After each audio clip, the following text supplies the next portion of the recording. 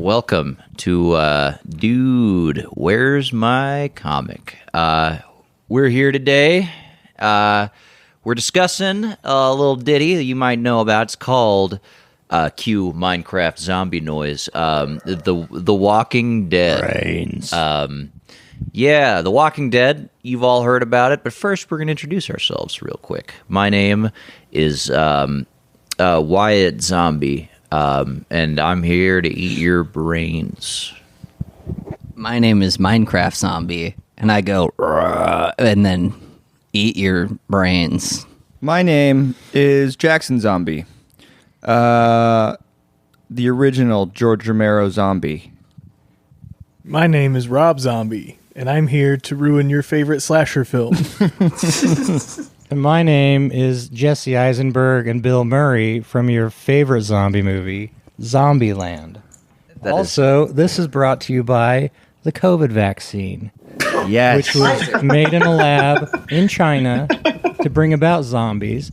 And remember its slogan, COVID wasn't really so bad. Yeah. That's actually what happened to I all will of us. say, recently there has been a development by Xi Jinping. He's saying that No more missionaries. no, the Americans made the COVID thing. Actually, they For vaccines. If you look at the White House update, the website that they published, if you go to covid.com, which you really shouldn't do.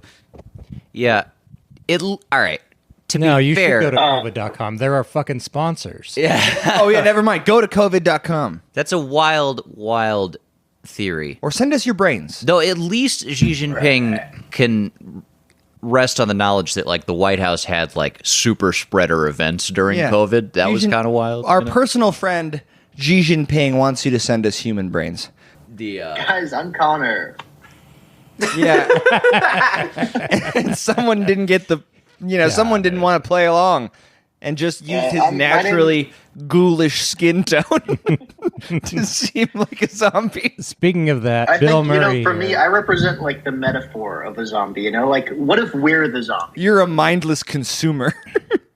Yeah. Why was I not told we were doing blackface? No, that's not what That's this not is. what this is. I won't even entertain that. all right, cut that one too. Yeah, cut that out as well.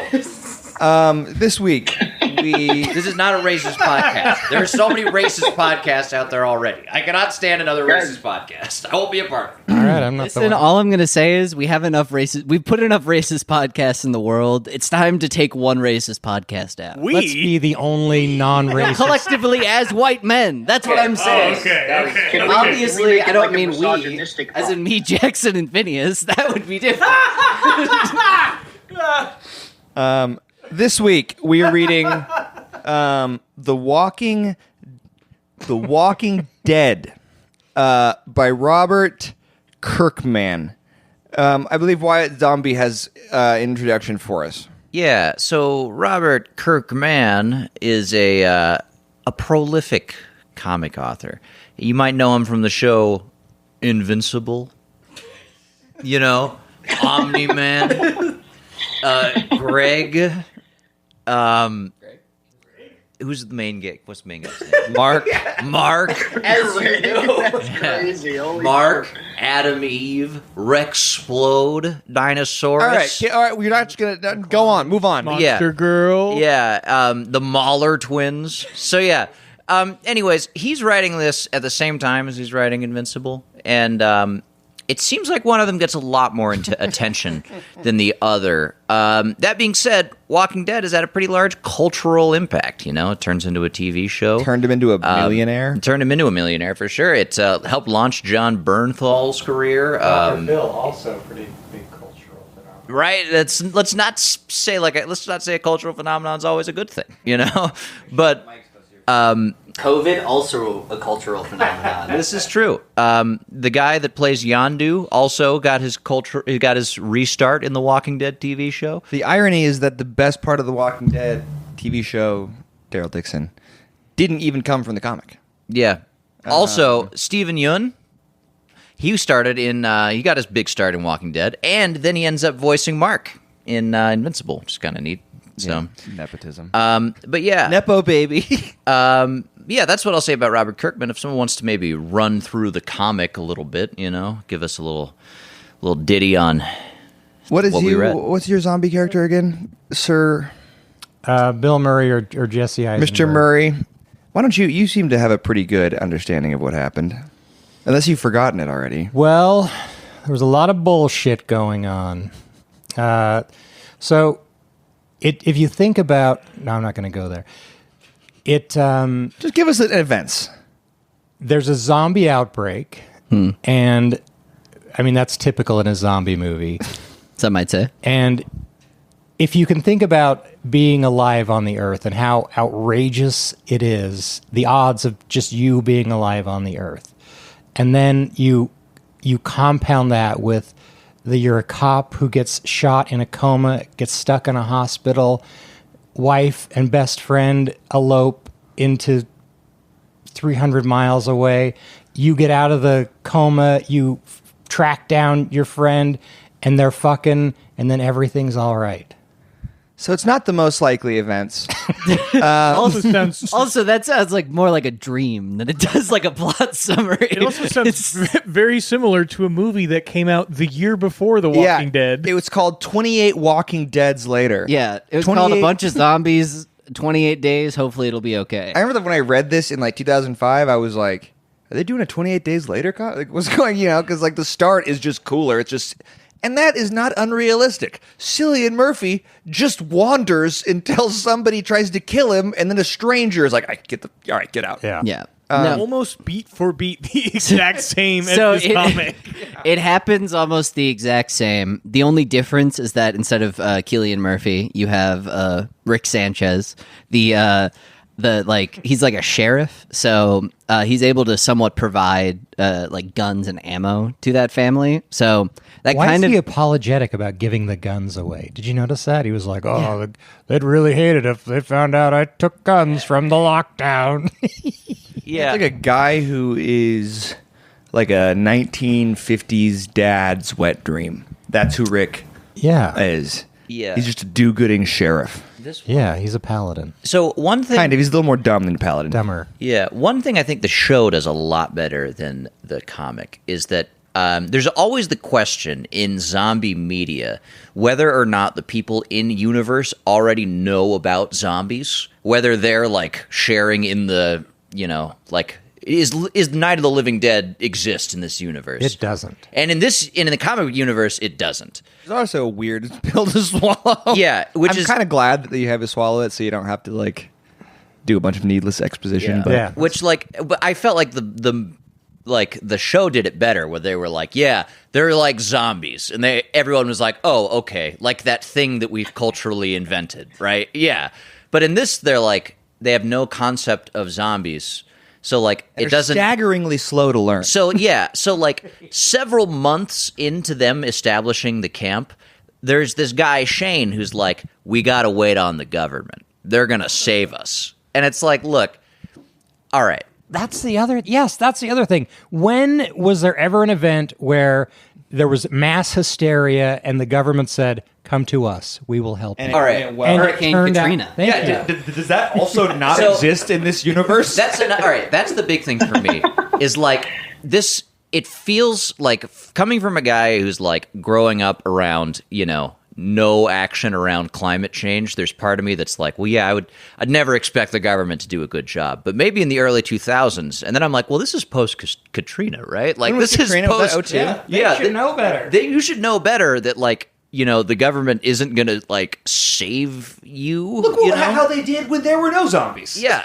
Look at how they did after, like, asking people to just, like, not go in public and wear masks, right? Or look at how they did in L.A. recently, where Donald Trump was like, we're not going to pay for that. Yeah. Just have the people go out and clean up their homes. And the mayor of L.A. was like, no, those are carcinogens. He's like, no, they'll get cleaned up in an hour, 2 hours tops, get them a dumpster. Yeah. So, like, I get that, like, as a guy who's a cop, you'd probably You're be, not a like- big thinker. Well, yes, but you also probably have a faith in militaristic institutions that is both ill-placed and unfounded. Also, what's with all the cop stuff? That's my least favorite That's part. actually my about- most favorite is how they have both. They have the fake, hero cop, and then they have the real cop. The real good cop. You've got good cop, bad cop in the show. Well, you should call it fake cop, real cop. Like, who's the guy fucking somebody's wife with wanting, respect? He never for his hit own her power? once, so I'm calling bullshit on that. That's Yeah. right. To be really real. Statistically, one of those cops. There would be 40%. I think it'd be hilarious if Kirkman knew the 40% stat and was like, "That's why I couldn't have 3 cops. That's why it had to be 2, because there's a tiny chance that they both don't. When you get to 3, we're really pushing Well, it. I mean, and you can have believe in zombies, but can you believe that? Yeah, right. That's I think really I wanna, stretching it. I want to defend Shane for a second, not because I think he does anything logical or reasonable. I think he's holding on to this idea that the government's going to help. That like Rick immediately knows is bullshit, and for Shane, it's like a way of control and like feeling like he has a place in the new world, like in this apocalypse world. And I think that's even explicitly addressed in the comic as he like shouts at Rick about how he took his lover away. I also think that, like, weirdly enough, if you were coming from a hospital, which should be like kind of the last line of defense, like most of the time, like shit goes bad, like everyone goes to the hospital. And so like that's kind of the last thing to fail in any sort of like really dire survival scenario. So like seeing like a hospital completely empty is like one of those things where it's like, oh, no one's around. Like it's not even a matter of like, oh, maybe there's like a hope that like the government's going to come around. Like that would have been where they rally around. Yeah, right. And instead it's like, oh no, obviously there's no one here. He got to see firsthand, whereas like the zombies came and then all he's seeing is like in his neighborhood or around him, like a bunch of zombies are coming, and he's like, eventually the government's gonna come in and save us. And it's like, I don't know, man. It's I like, because I guess, I don't know, even in 2005 I think there's some subversion where it's like at the end of the day, have you ever seen like The Mist? Yes, You see that and you're like, you watch like at the very end, like the government comes in, it's like, and it's all handled. Like, and so I do think there's like this idea, even like pre-Katrina, where it's like, oh, you know what? Like the government's got it handled. And then now you have just like this guy being like, I don't think that's going to happen, man. And so it's two sides of like what seems like a valid argument when obviously to us, it's like, no, of course they're not. Like they're going to protect DC, maybe. Yeah. And I think, once again, I think the important thing isn't that it makes sense. I think it's that it makes sense to Shane, and it gives Shane like a position of power in the group that he's making the decision and like fits the psychological needs of the character. And as a police officer, of course, he loves to weaponize his authority. I mean, unironically, yes. But I think that, like, Connor, I think your point, I think that's exactly what Kirkman is going for. It's just like, as a reader, is that fun to engage in? Yeah. It's not, because it, like, I mean, don't get me wrong. We live in a world where, like, incompetence and need for control is weaponized to like the detriment of many. That's not an uncommon thing. Hey, I do it myself. But do I want to read it in my zombie comic on issue 3? No, right? Like I would rather I would much rather have like at least one thing that is nice about this comic is like Rick is competent. And I think that's like true in the show as well. Is like Rick is the competent guy. He's like, all right, we got to get out of the city. We should be far away from the city. We should all have guns. We should learn how to shoot them. We should be looking for our food. Like That's I'm going to stop you right there because except for the gun thing. There's a big why issue. does that little kid have the gun? That is and why does he shoot everyone? We'll get there. and then why because is there that's the- my least favorite part of this whole comic. And then why is there I the scene totally when the agree. women are walking to the river to wash yeah. clothes, Oh, and they're God. like, well, that's man's work. that you know? laundry scene was the worst. well, they're from Georgia. I wouldn't trust my husband to do my Dude, I'm laundry. actually- Yeah.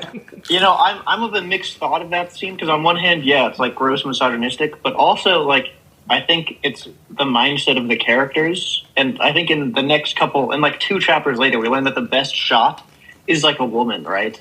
So I don't. Right, I'm but not that's just- I willing mean, to that's- like jump that's onto the patronizing. Kirkman is a sexist. I'm I'm not willing to jump onto that. They without also reading won't more of let the her comic go to see what into he does with dangerous his female areas. characters. yeah. Right, but this is Yeah, this is like I agree that it is a warning sign. This is like peak man writing women. Though. Yeah. 'Cause he's like Also, the fact It's not like an honest woman's perspective. Right. Also, the if we're fact really going to forget I'm hammer, the best if we're on to hammering people about writing women poorly, we need.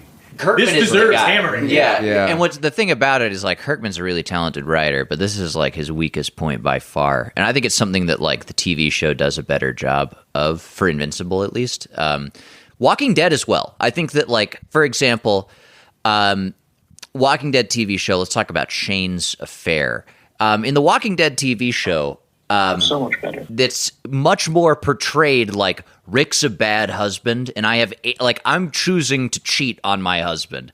This is only told through the perspective of like Shane, right? Like his wife is like, I don't remember her name. That's Lori. Lori, And I'm that's it, I'm okay. pretty sure in the show Lori is also comically incompetent. yeah, okay, never mind. God, remember when the zombies are chasing her and the son shoots the zombie? Yes. Like that 3-year-old son is like, I saved you, Mom. Yeah. Yes. So I agree. I really didn't like the laundry scene because to me it didn't do anything. Yeah, right? All they do is complain and then they say, "Well, the work needs to get done," and I'm like, I So- think, yeah, I mean, Except for the mean bossy lady. She was like, well, I'd take a gun. "Yeah, all right." But everybody hates her. Dude, I actually, in a weird way, I think in these 6 comics, I'm pro Donna so far because Donna's like, that's weird. When, he's talking about the 2 young Yeah. women sleeping in the camper with the guy. For me, I'm like, yeah, dude, I think that is weird. That's not. They weren't sleeping with him though. They were sleeping. I think one of them ends up banging the old guy. eventually, that happens a lot. My Through romance. That's what. my wait, point is does that happen? It's Yeah. called courting. yeah. My point is like there's this Grooming. clear like kind of quid pro quo of like companionship for camper space. And she's looking at it through a religious lens, which is kind of whack, right? Like it's not weird for you to have sex out of wedlock, but it is weird for you as a 65-year-old to be sleeping and getting companionship from 2 what are like Totally hot babes. 2 people that could be your grandchildren, right? Like When I was a kid, there was a bumper sticker: gas, grass, or ass. he's one of those guys. Nobody rides for free, baby. Yeah, it seems really weird, but I believe he just is like a nice guy to them. Until he starts banging one of them. I don't know for sure that We that haven't read do. that You do? chapter He yet. bangs We one of haven't read that. Yeah, based on the Actually, I'm judging the text based off what you guys didn't read. I'm not even judging. Before we move on from that bumper sticker, I must say that was a famous part in the Thanksgiving movie the Thanksgiving. where the turkey comes in and the trucker says gas ass or grass to the turkey, Yeah. and he's like, "Well, I'm all out of money, and I don't want to be here." And so the turkey comes in. It's implied that he's gonna fuck him, but the turkey just kills him, which I think is a cool subversion That's of the pretty trope. sweet. But also to the point of like the Robert Kirkman's bad at writing women thing. I think what's interesting is like obviously I like Connor's take where he's talking about, okay, if you have a bunch of women saying like, this is man's work, and they realize that societal like norms have broken down later, and then they like come back on that. It's something that like when I think about women, they would never say like, Yeah, that's a that's really man's what it work. is, The big right? thing is like that's something that like a man would say to a woman, and then the woman would be like, all right, sounds good, I guess, I don't Yeah. know. And but then they would eventually realize. So it comes from the perspective of like no woman would ever talk like that. So you have a woman who's saying that as like what like a man would be thinking in that moment, where it's like, no, but then the man's ideals get tested, and then he's like, no, actually we can't have people just washing clothes, everyone has to be a warrior. And it's that idea of like no woman is thinking that, where it's like that's a man's work. It's like, no, they're probably just gonna be like, all right, yeah, cool, I'll do the Just for the sake of recap, the end is that he gets up with his group, and then Shane is going to kill him, I think, and then Carl shoots Shane. Well, it's actually His a lot son- less clear we in didn't the get comic. there. We only got through episode. Yeah, That's at the end of in six. It's a lot Oh, less right. clear in the comic than Yeah. it is in the show whether or not Shane's going to kill Rick. In the comic, the vibe that I got was that Yeah. Carl acted kind of impulsively with the firearm. Carl, Would- the 3-year-old. Yeah, the Yeah, the 3-year-old, child with the the armed gun. 3-year-old. The impression that I got was 7-year-old that with a like gun. Carl, he acted impulsively, saw what he believed to be danger, and Yeah. fired.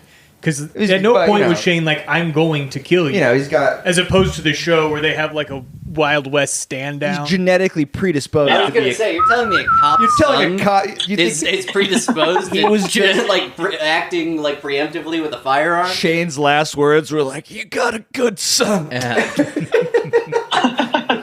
Nice shot, Carl. It's good.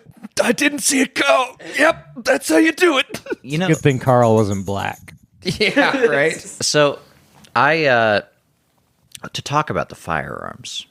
This was a big issue for me because like you don't look.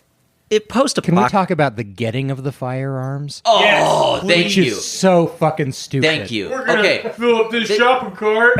This is another instance where I think the show does a much better job than the comic. It was so bad. Because in the show, they're like, the thing wears off, but one of them has been hunting down a car, and he brings in a car, and they drive out. Because there's no way you escape Atlanta on foot with a shopping it doesn't cart. rain in the show. It does rain. But by the time... Who could think of rain if you were covered in guts as like a smell? I know! They're by the shop when it starts raining. Right. And rather than wait it out, they just go. Well, it's and Atlanta. It's going to rain 3 or 4 years probably. I'm glad you brought that up because it's like 10 shots in the comic of like them like whoa going through the crowd and like nothing happens. The thing that made me the most angry is we know they have bags. Rick had a bag full of guns when he got to camp. Yeah. Bring the gun bag, Rick. Yeah. Don't push a shopping cart through a city filled with potholes and rain. Or an umbrella. I also love how like it's like one bite will kill you in like 9 hours or whatever, and they're just like slathering everything. Gloves or masks. They're like, How is this? Yeah, how is this disease? it's like I hope nobody has any like scabs. Right. Like if it was rabies, you would have rabies just. You'd be covered in rabies. The thing, Yeah, like the Walking Dead disease in particular is like so virulent, or it's like you go in and like even like a scratch will like make it so it's like It's in also 9 so hours convenient. you're dead. Yeah, like even if like you cut off the hand, Right. sometimes that doesn't even help. Like it's like a 50-50 shot. And so it's like the Walking Dead thing is like so funny because like they're just slathering it on themselves. Yeah. Which, maybe as an expert writer as Robert Kirkman is, he was saying like, oh, they don't fully understand, just like how people went out during COVID, And they they don't fully Brought to you by understand the COVID. gravity of the situation. Which is fine, right? But if people turn into zombies, I think during COVID, people would be like, all right, well, I won't go out. I'm not confident about that. But, I guess my frustration is that, like, some of the characters seem like they're, like, your reader. Like, everybody that's reading this is like, all right, like, I guess you got to get guns, and, like, everybody has a gun. And then Rick is the guy that says, like, yeah, the rational stuff. But then the other half of the characters are, like, cartoonishly stupid. Yeah. Like, the mechanic Jim. yeah, they're just like, hey, I don't need, hey, whoa, I'm Yeah. what's going to, zombies Okay, can we talk about stupid characters for a moment? Why do they have a campfire in the middle of like a forest and no one is watching guard? I Yeah, know. right? There are Like- zombies Oh my God. everywhere, and you're like, yeah, we're probably good. We just had zombies like yesterday, but it's nighttime now. I still can't get over the fact that, like, all right, look, I get that, like, like Connor said, Shane's thing about not leaving is a bid for control.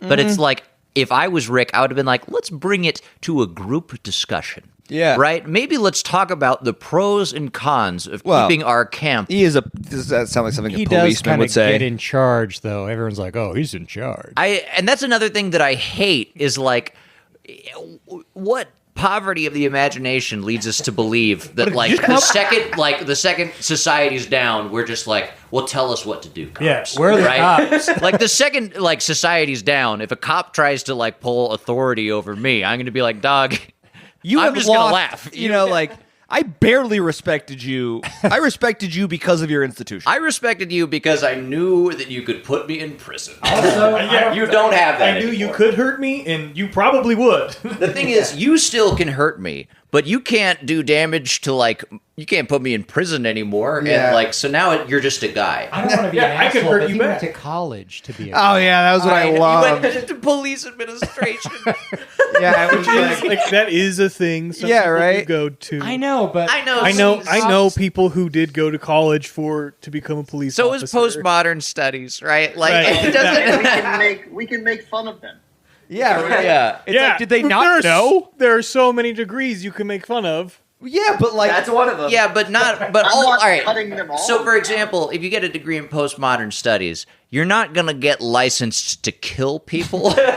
You know, and like, there's no amount. I feel this way about the criminal justice degree. I hear people tell me that, and I'm like, what does that even mean? Right? Like, is that just like if you're like pre-law? Then like I get it, Yeah. but then it's like you're kind of going to be a prosecutor, which I don't necessarily respect. But like, I just No, that's true. I have a criminal justice degree. yeah, but you're cool, right? Yeah, and Yeah, but Trip, that's we're saying different. we You don't become a respect you. counselor, right? Like, Yeah. you're the exception, maybe not the rule. Like, I just think that like criminal justice, it's like, what does that mean? Who's doesn't mean go on to be a cop. what does me. it mean? What does it mean? A lot of people go on to become probation officers, parole officers. Which you don't- I don't think you need a other degree for that. You do to become a probation You officer. do. Yes. oh, there you go. That's the thing, Yeah, because probation officers But don't. not a cop. Yeah, they're not the same thing as cops. which is hilarious to me that they're like the people that put them in prison. Anybody will do. yeah, I'm exactly. still, And like- a lot of them are ex-military as well. Yeah. They prefer ex-military. Yeah. So for me, I'm like, what as an artist, what lack of Did you come up with that term? Which is poverty of the imagination? it's so No, there's that's something that I've heard around. It's oh good. man, you could go. How much do you want me to talk about the term? We can. I'll 8 seconds. If you can. Poverty of is a series of essays that have been battled about in philosophy, starting with Marx, who called out Lassalle in Poverty of. 7. So it's 8. poverty of is a famous phrase. Okay. Poverty of, but poverty of imagination has been used before. I just think, yeah. Go. I've said enough. I just think No, that I like don't think you have. I just but think let's get back to the structure. yeah. Let's trust the structure. Yeah. See if we can get a favorite line. Okay. I don't remember a single line. Do you remember that part where you're reading it and you think like, man, the Walking Dead have to be the zombies, right?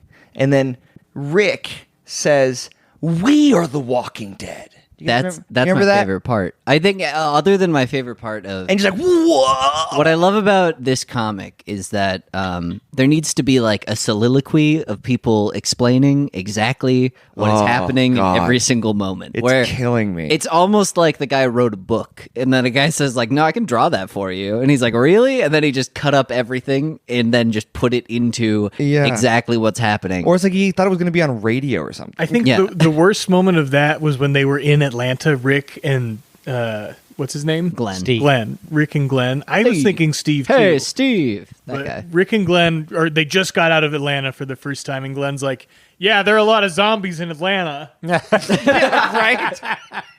Then they go Yeah, to we an just- Atlanta. we just saw that. Trip. In all fairness, we went to Atlanta, and there were a lot of zombies. He doesn't need to tell us. We It's saw. so irritating. You're Who just rides like, a horse into a zombie horde? Yeah. Yeah. Well, that's again. badass. This is why I go back to like the TV show being so much better. Is like in the TV show, it's a sick set piece, right? Seeing him like get rid of the car because it actually, in my opinion, it makes more sense to ride a horse because they show in the TV show that like you can't get it into Atlanta because so many people fled their cars. Yeah. So the Which roads are should be warning enough not to fucking go into Atlanta. absolutely Stay away. Yeah, absolutely. The idea that anyone would see what happened in their state and then Can you go. imagine how bad that smelled? oh man, I know how bad Atlanta regularly smells. So Suck my on that, Atlanta. Cue Minecraft zombie sound. my favorite line is from issue 5 when Lori says, "Is he? How?" It's when they're discussing whether Carl should have a gun, and when he says he'll be safer this way. He's 7, by the way. Yeah, he's safer this way, and she says, "Is he? How can you be so sure? He's 7 years old, for Christ's sake. This is not a good idea. But I guess the end of the world means I've no longer got a say in parenting my own son. She's so hysterical. Well, Oh, Kirkman, you did it again. what's funny is, like, they write her as, like, they just put her in this position. Yeah, with- right. That's what he's doing. They put her in a position, as they do with most of the women in this story, where it's like men just instantly take control and women are in this position of like, I'm going to be the guy complaining about this. But what she's saying is absolutely right. No, she's right. She's 100% right, and it's But she's proven wrong again and again. That's the awesome thing is like how like the rational logic of the world is just misproven. It is kind of funny that she gets mogged by a 7-year-old. that. I mean, Yeah. that's the That thing. same conversation. That is my least favorite thing about this entire comic is like, all right, again, apocalypse, everybody packing doesn't bother me that much, right? You got zombies coming from anywhere. What does bother me is a 7-year-old packing. Like, Yeah, right. Like, okay, if he's 12, that makes more sense. He's the most efficient fucking killer, too. Yeah, he kills with a But band. but He what's- kills all of the good things. It's so annoying that like they set this conflict up and you're like, oh, well, he's going to kill a human. And it's just like, you just know as a reader, you're like, obviously this argument is happening. He's going to kill a human. Right, but he kills the right human. Right, he kills the right. And then before that, he saves his mom from a zombie. Yeah. Oh, yeah, it turns out Carl is a good guy with a gun. Yep. So it turns out Rick was right to arm his 7-year-old son, but I defy that, which is why my favorite line is from Lori saying, this is fucking stupid and I should have more And say. she was proven wrong. She was. Just to like hammer So- Kirkman, just one final hammer for Kirkman. A lot of The Walking Dead seems to be like how society is structured, and he's kind of telling on himself by the way he portrays women in this comic up to this point, where it's like they're supposed the men lead and the women are following, and up to this point, nothing has really changed. It's Yeah, just it's that just- over and it's over bad. again. Well, I'm gonna take that hammer and then do it again, even though it's already in the wood right now. But the idea of like, there's this like genre of writing that I despise. That is like a man setting up a world around him so he can like disprove, like he can just be like, he can have like basically these like straw men that he creates in the world that are like, oh, these like women need to know their place in terms of me giving a gun to this 7-year-old. That it's like, and like it's basically like they had a conversation about like their kid getting a BB gun, and then he's like, you can't give your fucking, he's like 5. You can't give our kid a BB gun. And then he's like, no, imagine, you know, like, and so in his mind, he's just going into his mind palace being like, no, but like, what if we had like a zombie apocalypse? And like, that's never going to happen. But because he exists, like, because he doesn't exist, because he's a writer, god of he this can then world. make a world in which all of the things that he says Oh, become shit. true and are like correct. So Well this said. is just like the end of Evangelion, where Shinji is like, "You're so cruel to set up this world where you can like," I forget exactly what the line is, but he says something exactly to that effect. Where Ano, I think, is just talking to himself in that monologue, where he's like, "You think you can just create this little world to destroy everything?" But that's what Kirkman is doing, just to justify misogyny. his own stupidity. I mean, the thing is, it's like the frustrating thing is that like Rick is cool at times. Cool. He's he's written to be cool because he's like, precise and a good leader and like says the rational things. And eventually there are women in the comics that are cool, but it's like, look, she's got a samurai sword. I don't. Is Michonne in the comics? Yeah. Okay, I haven't read that far. It's like, oh, there's this thing with Michonne. She carries these 2 zombies around with her, and she's like removed their teeth. And she's like, it's like, man, can you just not? Can you have women not make bad decisions, man? What are they Like, I think it called? also has nothing to do with her like being a woman. Like that could be like a man. I think Yeah. a big cop out with those guys is like, I like women, and then they just Look draw like a badass. hot woman. They're as strong as a man. a hot woman as strong as a man carrying around and doing cool shit. It's like the river that melts clothes in Gotham. Yeah. Oh my god, I forgot about that. That would have been a good one for this podcast. Yeah, I mean that's like a big trope in like sort of misogynist. Every Game of Thrones female character. in like faux misogynist, like people that are like, I don't want to be called a misogynist, so I'm just going to write a man and then make it a woman. Yeah, like, you know? look, this is like a night that's not a very pretty night. Yeah. But she sure is good at fighting. I'm George R. R. Martin. I get, and all right, also just it's like, Don't shit on Brienne of Tarth. I think she's kind of cool. this is another silly And thing. doesn't George R. R. Martin write like a bunch of strong women, like No, in almost dozens zero. of different roles? Like, no, I think- I feel like at least from the show, there's like plenty of women in positions of power that aren't just like sealed sword wielders. I Like, think they we will- use let's- their- I I think- also think that Am I George crazy R. R. for that? Martin's After the podcast. No, the women that George R. R. Martin writes are like interesting because they're powerful in different ways. And that's like because they talk about power being like many different things, and then you kind of like see like Cersei or like Brienne all displaying power in their own specific ways, and they're all like they're all like women, but they're not like, you know, they all like display that power that they can have. I think that's I think he does a good job, surprisingly. He definitely does better than Kirkman. Yeah. Yeah. My frustration is like, you know, I heard I was in the comic book store the other day, and they were like, this guy was like, yeah, it's like, you know, it's almost not even about the zombies. You know, it's just like, see a comic about, you know, they don't even matter. I pretty agree much. with that. But I mean, and he was like, it's all about like how cruel could people to be together, could be to each other. But he was like pitching it to me like it was a good thing. Read And fucking Lord of the Flies. Yeah, I was like, wait, so like you It just, could have been. It could have been. right, that which is story. would be better if it were that. Like if there was everybody died and you didn't know why, but instead you're just going to take the most unimaginative, you know, the most uninspired portrayal of an overplayed horror trope just to give you Yeah. obstacles. Well, like Or that's what Potentially over-inspired by 28 Days Later. that's also Yeah. to be fair, that's what zombies have always been about, right? It could have been an end of day story. I mean, there didn't need to be zombies at all. No, like Station 11 or like Yeah. or like many other. So Yeah. I also think that like there are zombie stories that do this well, right? Like Train to Busan is a So that's a good use of the That's fucking a good zombies. zombie movie. That's a zombie movie Yeah. that's about Korean society, right? Or if we want to Or talk whatever. about like the father of zombie movies, George or consumerism, right? well, do a lot of- the Night of the Living Dead is like there's a lot of themes about racism in it. The main Yeah. character is a black man, and the secondary main character is a white woman. yeah, it's, And then the Night of the Living or the Dawn of the Dead is about consumerism. Yeah, you know, but right. it's like, instead of doing anything, he just did nothing. Yeah. And then laid out a series of like, what is the word? You know, Robert Kirk. You know, the idea that like human beings are going to treat each other like shit in the apocalypse isn't new to me. Yeah. You know, it's like, what? Are you, oh, what's going to happen? Do you think everybody's just going to do? I don't think that's how people react. He's like a guy that spells words wrong in Microsoft Word and then just adds them to the dictionary. yeah. There is so how many theirs can there be?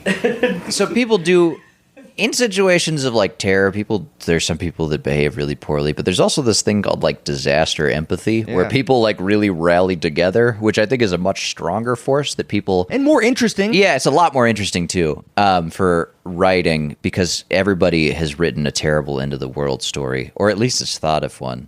I have two things that I want to say. Let's hear it.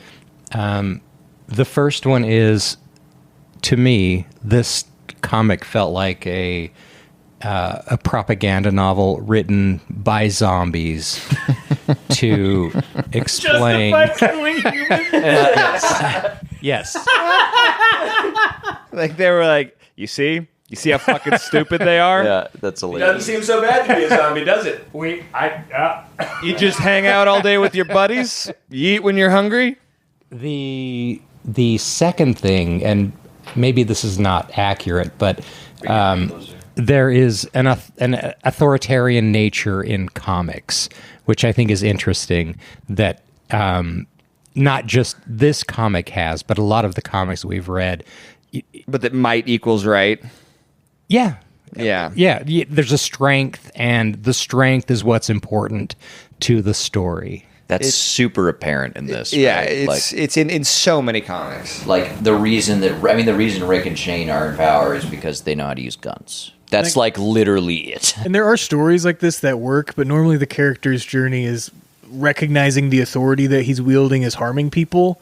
But And you know that happens here, but it's also just like, do I just have to watch people be stupid over and over? Yeah, I mean, I also think that like authority, like this type of coercive authority is like it's also more complicated in practice. Like Yeah. it's usually not just like, well, I'm the competent guy who has guns. But you guys are looking for a hero. Yeah, right. And there's also, we've talked about the police angle. He is literally a symbol of authority. Right, like ruling a group of people with like sort of coercive authority is not going to look like, oh, we all just accept it. Usually it's going to mean like, I'm probably going to like... Someone might have to die. Yeah, someone might have to die. And also like, I'm going to like deputize people, right? They're going to be people that support me, and I'm going to use them to like basically like to have power over other people in the group. To faction. Like to faction, right? And like instead, so it takes like this weird authoritarian notion, which I agree is like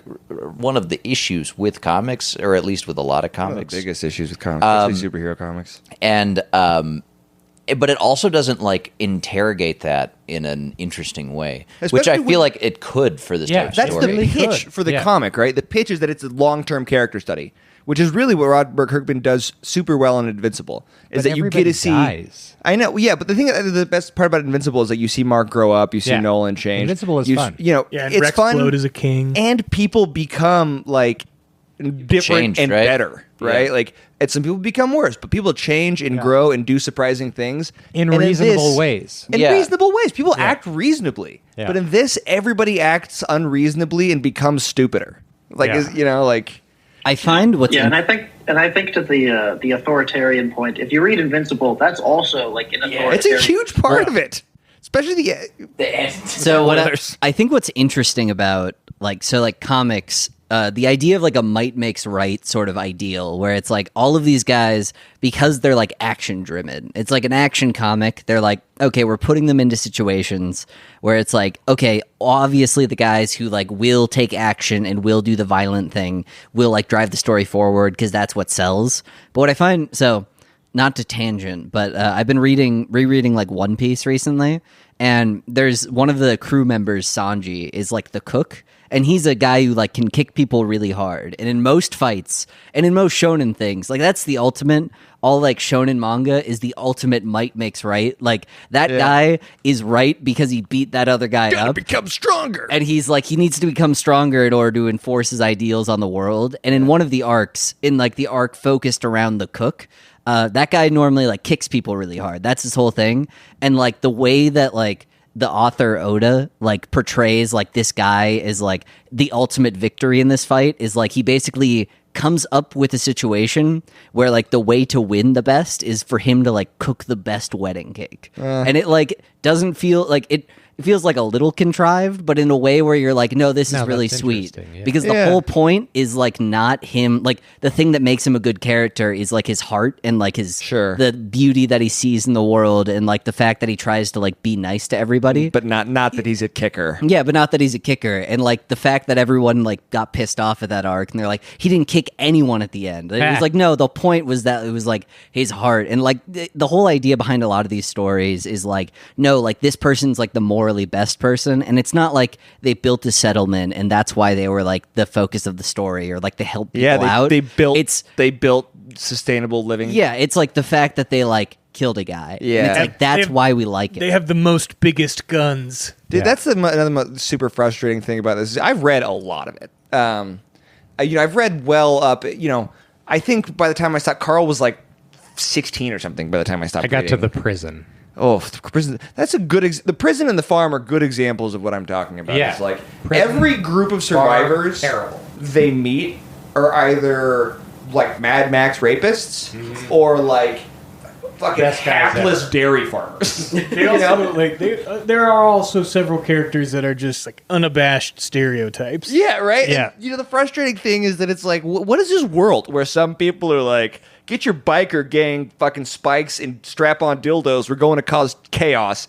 And, they find a settlement outside of, like, New Jersey or something, I think, where people just don't even have walls up. They're like, we've just been living happily. And I was like, are you fucking stupid? It's funny that you bring that up because you use the word Mad Max, because I actually think that Mad Max Fury Road is a great example of how to do post-apocalypse in a way that isn't just like robbed of imagination. Yeah. Because like It's gay. Well, like you have the. You mean you should have a female character with agency? But it's not just agency. Like their position is interesting, right? The way that It's inspired. it's inspired. The way that they stand, like not only is like the commentary on patriarchy like front and center, right? It's like men destroyed the world by going to war over resources, but not only are empowered women bringing it back, but it's not like these women are like hapless dairy farmers. They're fucking like they're warriors that are they're like throat cutters. They're throat cutters that are like, but also like an accepting community that's like trying to like really bring back the world. And to me, like I think that if you like, there's this interesting thing that I think happens with writers where the way that you write about prehistory and the way that you write about post-history, post-apocalypse, like it says much more about you than it can possibly say about the thing itself. That's that was a sweet part of Westworld when it talks about all the stories they make. Remember Anthony Hopkins is like, all these stories do is tell me who my writers are as opposed to like how the world is. Yeah, right. That's why I said this is Kirkman telling on himself this whole time. The whole thing. And that's like one thing where I think the show does a much better job, because a lot of the things we're complaining about, like, for example... you were just like, we can't put this in the right? script. Like, for example, the decision-making in the show, there are leaders, but they're talking about it over the fire. There's like a consensus-making process. Yeah, it's not like At least initially. Swinging dick cop just slaps his hog on the table and is like, I hear you guys need saving. Yeah, That's what it devolves into that later. And but Frank Darabont was smart enough to be like, this isn't what people want. Why did the zombies just show up like when? That's the other thing. It's like you can't have a convention that's so wild like zombies, and then just like not apply rules to them, or like not have people try and find out rules. They're hanging out in Atlanta unless we're not paying attention at camp. They've already showed us multiple times they post people watching. Yeah, right. Yeah. And they do sometimes, right? Like sometimes they'll be like, "This is a rule," but like it's never like, "Oh, it just got bit," I guess. Right? Yeah. Terrible show. What was it called? I think it was like High School of the Dead or something. Terrible anime, cheesecake weird anime. But like in one of my favorite scenes that like has always stuck out to me, even years after I've watched it, is this one part where it's like they basically spend like half an episode fucking with the zombies to be like, all right, so they can't like. They react based on sound, and they like can smell you, but like these things don't work, and so like that applies for the rest of the show, where like all of the zombies, all of their fortifications follow those rules, and like they basically just say these are how the zombies operate. We need to like use this in order to build our fortifications. Yeah, and it's awesome because then after that, then you're like, oh, this fortification fell. How? And it's like, oh, they weren't thinking about that, or like they couldn't think about that because they were like strapped for time, and it was makes something. The world seem real, right? And sometimes they're like, "Oh, I'm shooting my gun off." Yeah, and this is in the show with the guy who like the sniper rifle. Yeah, the sniper rifle. Yes. He does a sniper rifle over someone's boobs, and then like not just over them. She's like doing a backflip, and the bullet moves like bounce, and the bullet goes between them. There's also a part where he has to drop the sniper rifle. He's like, no, the sniper rifle has too much recoil, and then he's like, oh, but your boobs will work, and then he uses them as like anti-recoil, and so she's like, oh. Anyways, yeah, that show had enough ideas where it's like, I need to understand how these zombies work, otherwise there's no tension, because otherwise we don't care, because the zombies will just appear when they need to appear. Yeah, you can't play tennis without a net. Yeah, exactly. Oh, like poetry. I stole that one. Yeah, that's rhymes. I stole that one from I stole that from Leonard Cohen describing poetry. Just free verse poetry. He stole that from me. I wrote that. Really? Nice. Yes, that's a pretty good line. Yeah. Yeah. We have any favorite images? I actually think that art-wise, I thought this was pretty good. I totally agree. I thought the art was good. I think far and above the best part. I didn't like the black and white aspect of it. I think that I think it's a stylistic choice. It might be better with color, but I think that like in terms it would have been better with color. I think that it's, for me personally, I really liked it. I think that I think it's the best part of this. Yeah, I blood think in a zombie comic should be red. That's the thing is, it I could have think been like a cool artistic touch. I like the things that that would have been good. I don't mind the black and white stuff, right? Like, In fact, I think it can add a level of graininess, but Like Frank, a game to kill. For. yeah, like Frank Miller did it super well. You know, he used color, 5 or 6 times in a comic or a book to really punctuate some important shit.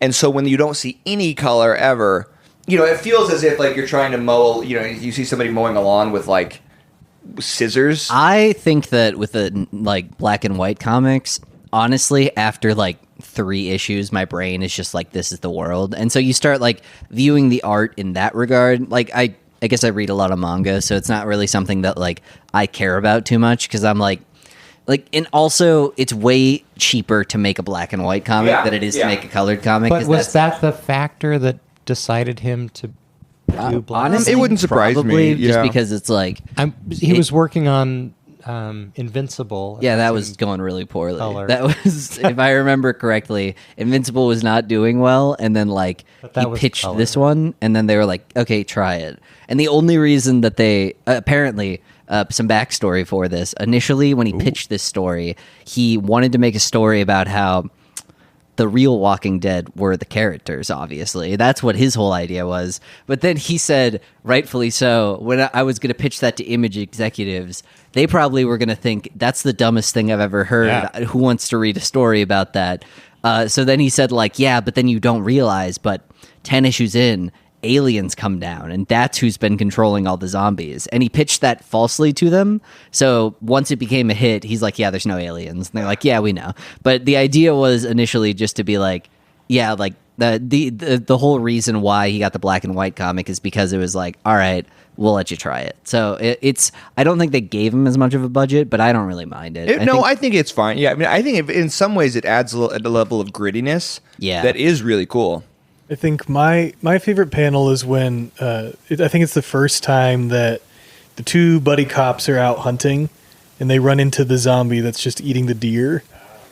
I like it. And they were like, "Should we eat it?" Yeah, they're like, there's no way that thing probably has tons of bacteria, but they don't even know. Raw meat is good for your stomach. You need bacteria. Thanks, RFK Jr. Eat raw meat.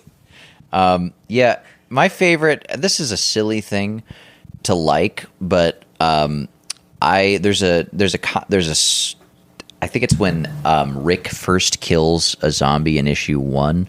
They show his gun, and you can see the markings of the Glock, and you can see G17 on the side. And I just think it's really good. Now that's attention. a sweet thing to like. That's really good attention to detail. Show me that right? somebody's over there putting in work. Right, like somebody was like, "What gun does a cop carry?" And also, like, what does it look like? So, like, also, if you look throughout the comic, it will see. If you look at the guns, they usually have a little G and then like the issue next to it, which I think is kind of cool. I don't have any specific favorites, but there's a lot in the first 2 issues of Rick puking and crying, and every time I saw that, I was like, "You fucking pussy." You said like, I feel seen. No, I was like, fucking sack up, hoss. Come on, sheriff. Well, to be fair, he just got out of a coma where it looked like he got half of his torso blown away. Oh, that's something I wanted to talk about. He's feel just fine. Half of the world doesn't seem to understand how bullets work. Yep. If yeah. you get shot in the shoulder with a bullet, your shoulder is never going to work the same again. Nope. It shreds all your muscles. It turns your bones to fucking powder. Did you you get do to not the get farm shot and part? walk away with it. Did you get to the farm part? I mean, I read all the way up to when the jail gets attacked by the tanks when I was a kid. Oh yeah, they have tanks. Bad guys get tanks, and I didn't read cool. that far. But the kid gets shot in the shoulder, Yeah. and he's fine. Don't worry about it. Well, I mean, he's 7. Yeah, it's They bounce back quick. All right, this is a silly thing that I feel is necessary to add. I don't know. This guy, like, for the detail they put to the guns, they clearly didn't do any research in like how long it takes to get proficient in shooting, because like even if you're 7. in my opinion, They bounce back quick. in my opinion, you just are not. If you want to get that group proficient in shooting, you would have picked up 3 guns and then the rest is ammo, because you just like it takes so many shots. And the reality is, if you're like actually trying to be like, smart about like resources, you should teach everybody how to use a gun. But then after that, you should probably have the people that are really good with them stay as that's their role, because it's going to take 500 to 1,000 rounds for someone else to get proficient. Which, and funnily enough, I believe they actually do that in the series, in the television it's show. Smart, because otherwise, like everybody packing is not a bad idea, because like if someone's really close to you, like, you know, you'll be able to do it. Obviously not a 7-year-old, but I just felt like every time I saw them training, I'm like, this is a tremendous waste of resources, And right? Every shot you take is one less you have when you're ambushed. The other frustrating thing to me was like, you know, I could tell what he was trying to do with like Carl having a gun. It was like, it's a new world. There's going to be, things are going to have to be different. Sacrifices are going to have to be made. You know? Those chicks are going to have to sleep in that old guy's. Right? That's like, It would be funny if Rick was like, I wasn't going to sleep in there. I would fuck that guy to sleep in the fucking bed. yeah, I've been in a camper. Just kidding. You know, can't be that much better. You know, But I I'd would. sleep on the roof of that motherfucker. You know, the point is, I could see what he was doing from a mile away, and there are a lot of ways to do that don't involve like a child shooting people with a gun. Yeah. Like, you know, And also just logically, it's like, yeah, maybe in a weird world, you do want everybody to have a gun. But if your 7-year-old and the apocalypse is that far out of your sight that he needs to worry about a zombie attacking him, you're probably not doing a great job. He doesn't have to worry. He shot every fucking zombie around. Carl doesn't have to worry. Yeah. He doesn't have to worry. He's a fucking killer. But I'm saying like hypothetically. Oh, one, not Carl. Yeah, I'm saying one has a 7-year-old in the apocalypse with zombies. You probably shouldn't let them too far out of your sight to the point where they have to worry about packing a pistol. Well, I mean, as they've demonstrated multiple times, They're bad parents. they're not good at watching anything. Anything. They right? let zombies walk into their camp on more than one occasion. yeah, that's right. Yeah. They are explicitly not fast zombies too. No. Why would you? Yeah. Why yeah, would I you think not? that's funny. Go ahead. I think that's funny because I do think the TV show is like significantly better than the comic book. I think the first season of The Walking Dead is like genuinely great TV, and this comic is like kind of bad. Yeah. But I do think the TV show suffers from the same problem every time. Like, it's just a problem baked into the conceit of the show is that like the zombies have to have the upper hand sometimes, and like it feels contrived every time. It's like reverse Deus Ex. Yeah, it's when things are going well. You know, there's nothing rational that could go wrong. The zombies come in. It's like my exact. So I started watching Attack on Titan, and a complaint that I had about one of the scenes is that they're like riding these horses, and then the Titans, which are 20 feet tall, they're gigantic, Sneaks up on but somebody. they're sneaky. They sneak up and they eat them. Sometimes they're just shy, so they move quietly. It's I could not help but remember me complaining about that. It's so true. When the zombies, in the middle of the night, when no one was watching, no one was posted guard, and then the zombies swarm. That's why World War Z and Dawn of the Dead work well, because the zombies are clearly supernatural. The zombies aren't slow. They're faster and stronger than the average person, and they swarm. So, like, them having the upper hand, it's like, yeah, they always have the upper hand because they've become beasts of hunger, right? And the cool thing about World War Z, which, like, there are a lot of problems with that movie. I'm not going to defend all of them, but they do show the zombies acting like hordes of ants. Yes. Where they just like rush and create towers to climb over walls, which is a cool detail. It's a great detail, and it solves so many of like that's like one of the things in this universe is like, well, tall buildings just kind of like,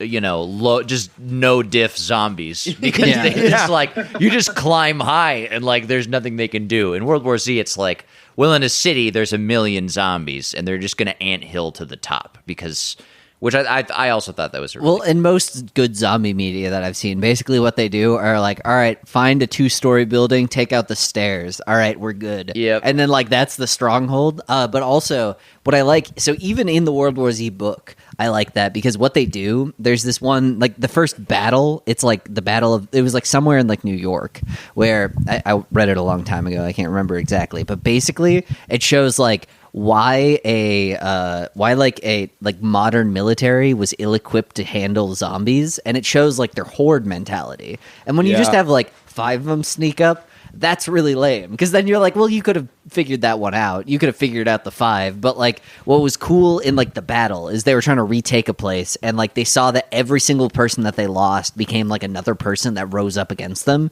And then you had just this wave and wave of people, and it was just people like not like familiar with like fighting that many people that would come towards and you. You aren't gonna like stop, like average troops. It's like, oh man, we lost 2/3 of our force. Let's pull back. Yeah. Those zombies, they are not ever gonna slow down. Yeah, exactly. And so you just have like this wave of like supernatural things essentially that even if they're slow are like persistent enough that it's impossible to take them out. And that's why I find like both of those interesting. But Walking Dead, it's like, because its conceit is like, what if the people are the zombies? It's like you can't have inherently like this, like, I don't know. Yeah.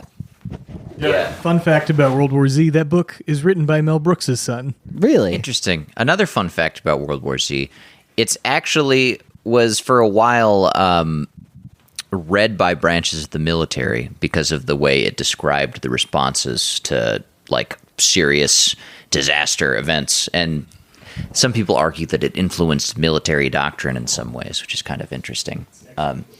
It's a pretty good book. The book is better than the movie. I also really like the movie, if I'm honest. The thing is that Is that the movie, Brad Pitt movie? Yeah. it's not great, right? But at no point is I fucking hate that movie. I don't love it. I liked it a I'm a lot. fucking hater. It's fine. But the What do thing you is, mean? The zombies know when you have cancer? whatever. How is whatever. that What the hell are we that bad? talking How is that weird? It's not right? awesome. But at the very least, I like the part where he drinks the Pepsi Cola and then he's like, yeah, that was awesome. And then he Dude, the whole third act of that movie is so bad. When he gives himself COVID. Dude, he Hey, survived. Him brought and to you and by another person COVID. survived a plane. Not as bad Not COVID. Not it gives as bad himself as small. zombie It gives himself apocalypse. small. as you remember. not He as gives bad. himself not that AIDS bad. or something. See, it could get worse. I think the thing that at least I would prefer to watch that. I think because they don't stray often from the conceit that it's an action movie. All right, well, I'm watching an action movie. I can disregard everything else. I don't You think guys it's were like good, right? 10 when that came out, though. But like this is like it has the idea that it presents itself as an honest character study, and so when things do that, my level of expectation raises, and in none of the other like aspects of the comic meet my expectations. Well, and speaking of meeting expectations, do you think it's time we rate this thing? I do. I guess one other thing I'd like to throw is like we've talked about how this really sort of exposes, Kirkman's views of. But I honestly feel like there's this issue where like when we study, systems of power, systems of domination, one of the interesting things in like the past 100 years is like people have gotten less interested in studying the system itself and have gotten more interested in studying like the way that it affects people, the way people react to it. Instead of doing any of that, he's just like, no, let's just focus on Rick and Shane, right? What are they doing? What are these two little guys What are these two doing? cops doing? Yeah. The least interesting characters in the whole thing. But yeah, I think it's probably time to rate. I give it a 71%. I'm a teacher, so I Out of what? 100%. I give it a 71. That's a C, right? It is a That's passing. C minus. C minus. Is that not passing? That's It's passing. Please get degrees. Robert C's- Kirkman. right? Yeah. I think Can I do it's extra credit? no. It's not bad. It's not so bad that it's offensive. Like fuck you. It can be, but more often than not, I find it just doldrum and boring and uninspired. And due to the fact the writing in itself, I would not pass. But given the fact that it has a really cool, art style that I appreciate, that brings it up to a 71. I've got a new rating system for this. Oh, yeah. Hell yeah. So, to honor Rob Zombie, I'm going to rate this on a scale of Halloween. Now, if you're familiar with the series, there are 3 films in the Halloween series titled only Halloween. There's the original, the Rob Zombie remake, and then a more recent remake. And I give By this Rob series Zombie? the Rob Zombie. I give this comic the Rob Zombie Halloween. It's just the worst version. There's a better version out there. Go watch the first season of the show. It's good. This is not as good. How's the third version?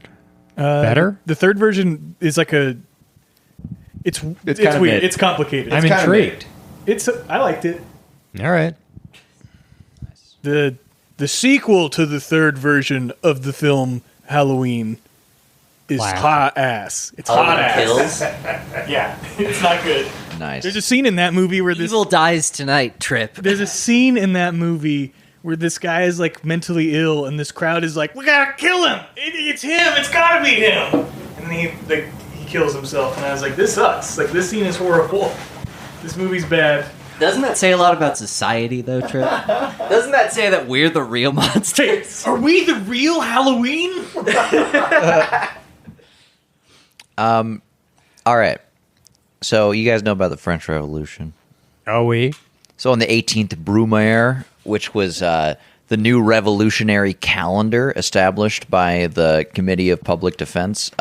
Yes, 10 work days a week. Yep. Everything was a decimal. 10 work days a Yes. week, 20 months. 20 months, Yeah. 10 work days a week. I do know. So on the 18th Brumaire. I failed that class Yeah. in college. That's because you didn't spend the 10 work days studying, Gray. Nice. On the 18th A lot of reasons. On the 18th Brumaire, Napoleon Bonaparte committed a coup and became the next emperor. The first? Yeah, Napoleon I. He became the emperor and destroyed the First Republic of France. Now, fast forward 60 or so years, and his nephew does a very similar thing in the 1850s. Yeah, Napoleon III. In this context, Karl Marx, who is both an Capitalist. he's both a participator in these events and a commentator. He writes this thing called the 18th Brumaire of Louis Bonaparte, which is commentating on the similarities between these two events. So he starts with this line, which is very famous now. Hegel remarks somewhere that all great world historic facts and personages appear, so to speak, twice. He forgot to add, the first time is tragedy, the second time is farce. That's a pretty good line. More importantly to this, he adds that men make their own history, but they do not make it as they please. They do not make it under self-selected circumstances, but under circumstances existing already, given and transmitted from the past. The tradition of all dead generations weighs like a nightmare on the brains of the living. So I would say that in this context, we'd say that men make their own zombie stories, but they do not make it as they please. They do not make it under self-selected zombie circumstances, but under zombie circumstances existing already, given and transmitted from George Romero. The tradition of all dead zombies weighs like a nightmare on the brains of the living dead. Now, to this... And we are the living And dead. we are the living dead in this, so I think I'm an expert in this. Really what I'm trying to get at is, like, first is tragedy, then is farce. I think that, like, the original zombie stories and many of the ones we've talked about, they have a very serious point to make about society. And I think Robert Kirkman is making a point. I just think it's a useless point. Sometimes I throw these things out there and I'm like, dang, am I being too harsh of a critic? No, fuck that. I'm not being harsh enough. I just think I just think that, like, if your main point is that, like, well, humanity sucks and the second things fall apart, we're just going to rely on strong men to take care of us. If that's all that humanity means, then, like, I don't think you get it. I don't think you get what humanity's really about. And I think that this is sort of like a really far reach from what art is supposed to be about. And so that's like a 3 out of 10 for me. I Yeah, You go on the Louis Bonaparte context, and then you just give you like any more traditional things. 3 out of 10. Yeah, I just need people to know that, like, my harsh words have also a numeric value, you know. So yeah, he's What's that on the 6 scale? on the 6 scale. I've given him a 1. Oh, that's pretty low. Yeah, because 2 out of 6 is too high. I don't want to give him 33% because my 3 out of 10 veers closer to 2 than it does to.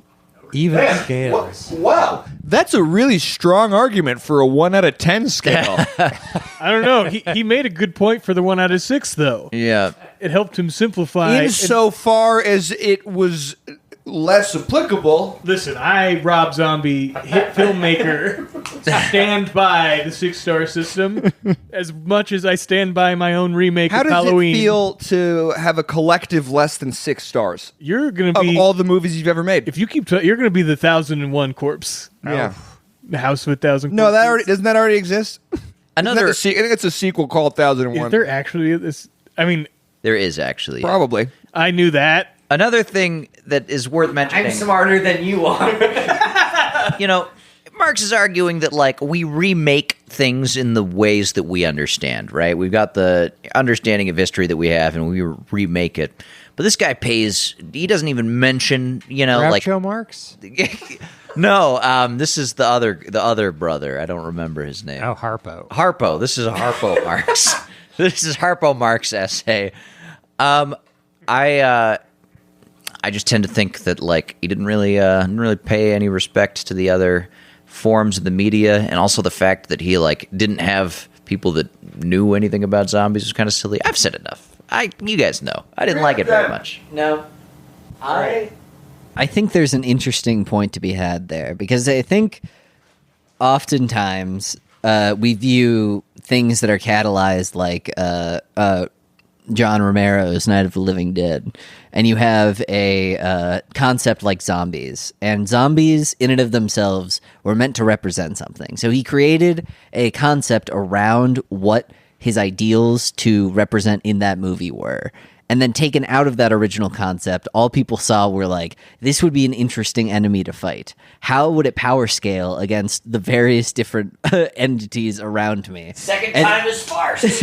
And so you have the second time is farce. But I also think there's value in retelling stories in modern contexts for people. But I think that the problem is that, like, when you try to retell a story in a modern context, you also have to be a good writer. And so when You have to be observant and perceptive about human nature. and I think Robert Kirkman is a good writer and observant about human nature. I just think that whatever he was writing about here, he did not observe enough human nature. Yeah. So I think that overall, I would give it a 2 out of 6.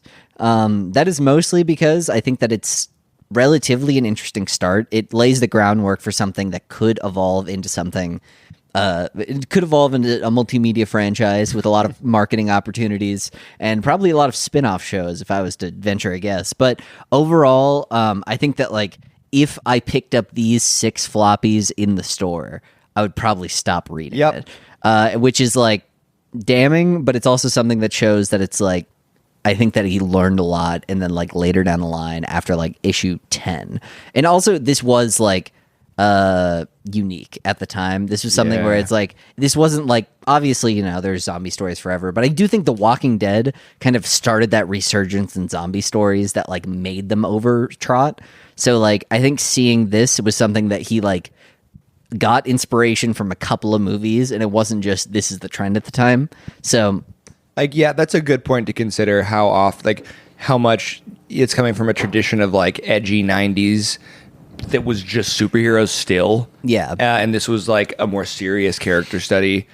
And I think a lot of people that didn't necessarily have, you know, that had a hunger for more serious stories didn't have enough, like, opportunities for it. And so they fucking latched onto this. and I also think that people wanted more serious stories, but the caliber of writing in the comic sphere at that time was probably, like, it was like you had like Neil Gaiman, you had Alan Moore, and then you had a bunch of guys who like had read comics their entire life. So what they were like basing their more serious stories. You had a bunch off of Jason Aarons. Yeah, was like a bunch of guys who were like, "Oh, I want a more serious story than this. What if like Superman rapes?" And it's like, well, no, that's not what we want. That's not more serious. And so then you get people who come into the comic sphere who like have read a variety of different things, and then like will tell their story and see it as an opportunity for the medium. But I think right now this is kind of like a watershed moment for the comic industry. Yeah, and I think it's interesting to look back on it because it's not like, because when you read certain other things, like when you watch the first episode of Attack on Titan, you're like, I get why this was like groundbreaking for anime. I get why everyone got hooked on this immediately. But like when you read this, you're like, man, that's one fucking lucky break. Yeah, seriously. And that Frank Darabont made his TV show, right? Yeah, exactly. Yeah. And just like you talking about how the start is really strong and it seems like it could go somewhere. 28 days later does go somewhere. So that's the other Halloween that you could watch instead of reading this. Go watch 28 Days Later instead. Or watch Halloween Kills. Evil dies tonight. Nice. All right, We got Mr. Murray. Yes, thank you for panning to me. So I love the zombie genre, as we all know. There is George Romero, who was pretty good at it. He did a couple things. Night of the Living Dead was pretty good. One Cut of the Dead, maybe not everyone has seen that, but it's a fun one. Train to Busan, fun one. Reanimator, fun one. Dawn of the Dead, fun one. Yeah, a lot of good Shaun of the Dead. Sean's great. Yeah, It's really fun. How are you rating The Walking Dead? No, but I actually like Right, this idea so- of rating things where it's like, I didn't like this. Here are a bunch of Yes. other alternatives that you can go watch that will scratch that itch, but do it better. Yeah. All so, right. and then I'm coming to my rating of this one, Army of the Dead, which was a Las Vegas army by Zack Schneider. Yeah. I really disliked this. There were sentient zombies. The best part of zombies is when they're smart. They weren't even that smart. They were aware. Oh, even better. They were Kardashian zombies. I'd love for them to have the intelligence of a Neanderthal. That'd be fun, right? This is fun for everybody. It is what I really hate is when you look at like, so you're like zombies. They are a representation of American consumerism, or they're a representation of like the mob mentality that we can all fall into. And then someone looks at them and they're like, yes, but like they're like individually they're not that strong though. And it's like, yeah, but in a horde. And he's like, yeah, but like what? Imagine if one was like really powerful. Yeah. And at the very end, you could have big laser fight with that zombie. Heist movie. Wait, there's a laser fight? That's so funny. He's like, I'm gonna do the worst take on zombies, and Fucking Zack's the worst. he's the worst. It's insane that I hate to say it. devil. He's the devil, but he made Dawn of the Dead. he did. Well, the He remake. actually made He Dawn made of the Dead. remake. He probably had a good understudy. Well, he Yeah. had good source material to base it Yeah, off of. I mean, that's the thing that's so funny is that he has this terrible conceit for zombies, and then he's like, it's like pairing a piece of shit sandwich with piss wine. Yeah, he's like, here's this terrible smart zombies, and why don't we make it a heist movie? Yeah. So you're putting this on the Army of the Dead level. Generously. Okay, that's fair. Yeah. What about Connor Zombie? Yeah, I thought I think I have a slightly better opinion of it than you guys. I think you convinced me that it is more misogynistic than I may have initially thought. That's what this entire podcast is about, is talking about comics through the lens of misogyny, but being like 6 guys in a room. Well, we're 6 guys in 2 rooms. Yeah, we're 6 guys that all came from a woman. Okay. From one womb. We're six brothers. Six brothers. In a womb. Sorry, Connor, go ahead. Yeah, keep going. That said, I didn't think it was very good. I didn't think it was great. I'd probably give it on a ranking of a 10. We don't have to do the 10 scale yet, because first I want to talk. I want an Empire Let's scale. talk about that game. What I'm thinking about, Yeah. I'm thinking of like a Seleucid empire. You know what I mean? Like they're like rising up after like a really great Alexander the Great empire. So it's one of his generals comes out and he's like, guys, I'm like the second Alexander the Great, right? And there's like 15 different guys who say that. And specifically, I'm thinking about when this empire fought Rome, and they get fucking jobbed by Rome. They get jobbed so hard, they sign like this treaty where they have to cripple all of their elephants. Oh my god! Huge taxes, yeah, because Rome's like, we can't let you guys have elephants anymore. So this story is kind of like the Seleucid Empire during this period, like they think they're good, but they're really not that good. Like, they just got jobbed by Rome. They lost all their elephants. Like, the Parthians are looking around the corner at them like, you're looking pretty weak over there, Seleucid. So They're like, so in that metaphor, Alexander the Great is George Romero. yeah. And this is a progeny of George Romero. I mean, I actually Yeah, think it's basing itself off of better times, off of better source material, but it's not the strongest. It's not the weakest, I would say, either. There's, like, going to be worse versions of empires that base themselves off Alexander the Great. But yeah, that's what I was. That's a great review. I think that's actually a pretty fair characterization, right? This is the son of better fathers, or the bastard son of better. I don't like that. Yeah. In other words, I think it's like a 5 or a 6 out of 10. Yeah. That's. I mean, it's not offensive. It's sometimes it's offensive, but it's no Frank Miller's All-Star Batman. There's no All-Star No, Batman. It's no Holy Terror. I think what I'm thinking about this. I'm thinking like most people who read comics are probably going to think this is fine. Yeah. I And think that's kind of like totally it's fair. fine. The last thing that I just felt like I wanted to mention is like I've gone from TV show to source material a few times. Like I saw the Invincible TV show first, and I was like, "This is awesome." And then I read Invincible, and I was like, "This is better than the show. This is incredible." And also, I mean, yeah. So I just want to throw out there that like Robert Kirkman is like one of like the fucking best comic artists out there. Who recommended me Invincible then? Because I thought it was you. I thought because like I was read me, it I think. before. Yeah, because I read it before the. It was probably show. Jack, but Okay. so like that was so. My point is like I went let's from give some praise to Robert Kirkman. yeah. I just want to say like I went from TV show to comic in this instance, and I felt like the comic just didn't provide anything that the show didn't do better.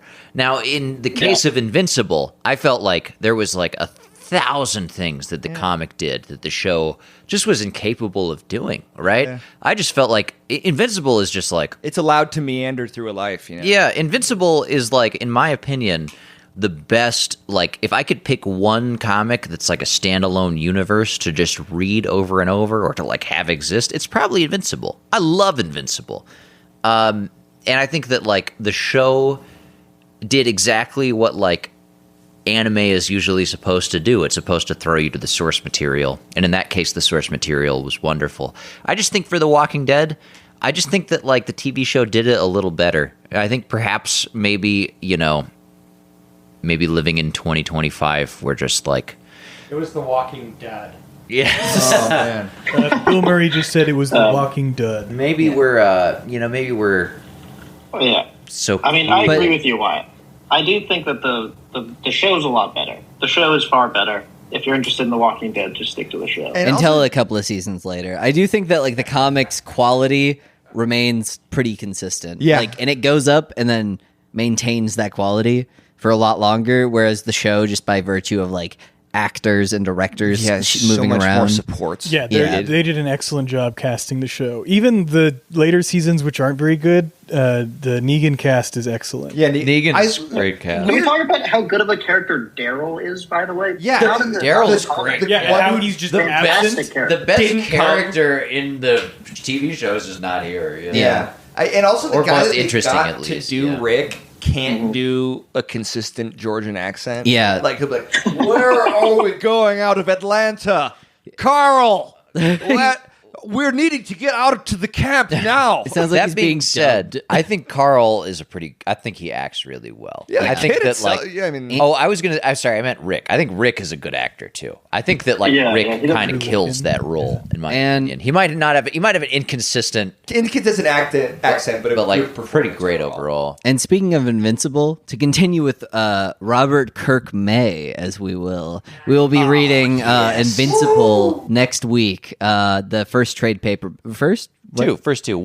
Issues 1 through 12. Yeah. Yeah, we would love if you all read along with us. Give us a kiss. Only nice He's- things. Only yeah. nice things. It sounds Murray silly, doesn't give a but fuck, I but- love the idea of people like reading along with us and enjoying what we have to say because I am insecure. And yeah, and I as you want- saw from those Chainsaw Man things, those cut deep. everybody Words thinks cut deep, I'm not asshole. stupid. Oh, don't get me started on the Chainsaw Man episode. Carl- Don't even get me started. I mean, Connor would rate that a Roman Empire, which. Yeah. All right, that's not what I Roman said. for Empire. Yeah. Oh, fuck. Eastern, Western, Holy. holy. Chainsaw. Oh. Dude. Thanks for being with us. We couldn't do this without all of your generous financial support. Yeah. Check out our Patreon. And Check out- Thank you, COVID.com. Yeah, thank you. Yeah. Xi Jinping, hope you liked the episode. COVID.com. Not as bad as you remember. No. Could have been worse.